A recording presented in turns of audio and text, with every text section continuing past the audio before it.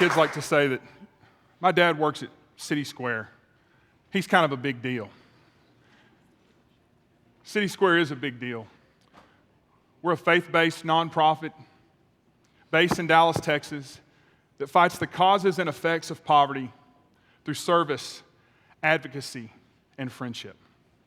And I could spend a long time telling you all about all the services we do. We have amazing programs, a medical clinic, a law firm, 1,400 units of housing, employment training, programs for foster youth, and we're an important voice and advocate for our neighbors in fighting for a raise in the minimum wage, access to health care, educational access, for fighting payday lenders and others that feast on the poor. But it's not the services and the advocacy that make CitySquare such a special place. It's the fact that we also fight the causes and effects of poverty through friendship. Friendship is the special sauce at CitySquare. You'll find if you join us that we don't have clients. We only have neighbors. And you will find that we refuse to buy into this myth, this lie that says there are rich people in the world and there are poor people. No, we've discovered the truth, which is everybody's rich and everybody's poor, just in different ways. And our work was catapulted once we woke up and realized the huge wealth capacity of the poor. And so we don't have clients, we have neighbors, and we fight poverty, we build community together in friendship. That's the power of CitySquare, is that every day when I go to work, I have friends all across the socioeconomic continuum. I have friends of various races. I have friends who are gay and friends who are straight. I have friends that go to all different types of churches and practice all different types of faith. And we are unified in our shared humanity and in our shared commitment to justice and to community and to faith and to stewardship. What I love about our work at CitySquare is there is no them. There is only us. Sadly, when I look at the broader culture around us, there is way too much them and us.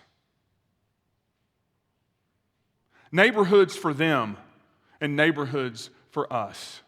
Schools for them and schools for us. Churches for them and churches for us.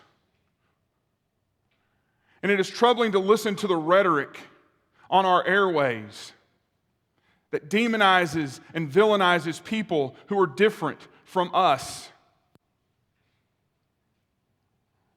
I am concerned by what I perceive to be a growing empathy gap, a failure to walk in others' shoes, to hear where others are coming from, to enter into the experience of one another. It appears that compassion and empathy is withering, while racism and sexism and classism fester and grow.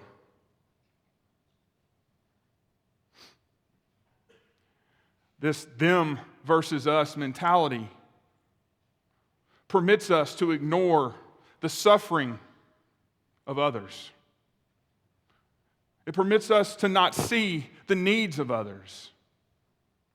And it emboldens us to alienate and villainize others. Because here's the truth. It's hard to care very much about someone you don't know. And when you don't know the experiences of people who are different than you, you may be less than caring. And so we have this tired drama of blue-collar working people wanting a better life for their kids, so they leave for better schools and safer streets. And when the affluent people see them moving into the neighborhood, they either move further away into the burbs or they set up fences and gates to protect us from them. All over the city where I live, when black or brown kids show up in a school district, the whites head to another school district or to charters or to private schools. How long will we live in a world of us and them? We live in a state that's half female, and yet our legislature is only a fifth female. We live in a state that's 65% minority, but our legislature is 2/3 white. Only 1/3 of people in this state have gone to college. But pretty much everybody in the state legislature has attended college. 1/3 of them have been to law school. And so when you hear privileged, white, middle-aged, educated people spew rhetoric that villainizes and alienates other people, that enlarges the empathy gap, that creates a world of them and us, and elect me and I will protect us from them. That can only happen because we elect people who don't know most of the people in this state. And so we're stuck with the policies and the lack of empathy of a few privileged folks who really need to get out and make some friends with somebody different than themselves. When you have a friend of another race, you view race relations differently. Homosexuality isn't an issue once you have a friend that's a homosexual. Now it's about people. Immigrants aren't an alien infestation once you do life with some. Friendship has a way of cultivating a sense of our shared humanity, of leading us beyond our differences, seeing the sameness of how we are all human. I learned this lesson powerfully in high school, thanks to my basketball coach, Jack Aldridge. Our team was about half white guys and half black guys. And we weren't intolerant. There wasn't racial tension. But we had just been socially conditioned that the white guys hung out with the white guys and the black guys hung out with the black guys. So we were tolerant. We just weren't unified.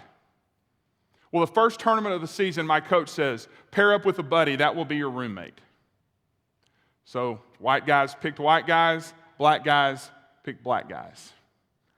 And then Coach Aldridge integrated every single hotel room with a white pair and a black pair. And by the end of that weekend in San Angelo, we were much more than tolerant of one another. We were now unified. We were friends. We had shared experiences that bonded us and that showed us our shared humanity. When you leave here today, I want you to resign from the wall building business. There are too many walls being built in this culture. I want you to become shipbuilders. I want you to leave here and build ships, build relationships, build friendships, particularly with people who do not share your experience. Friendships with people who are not as educated as you are.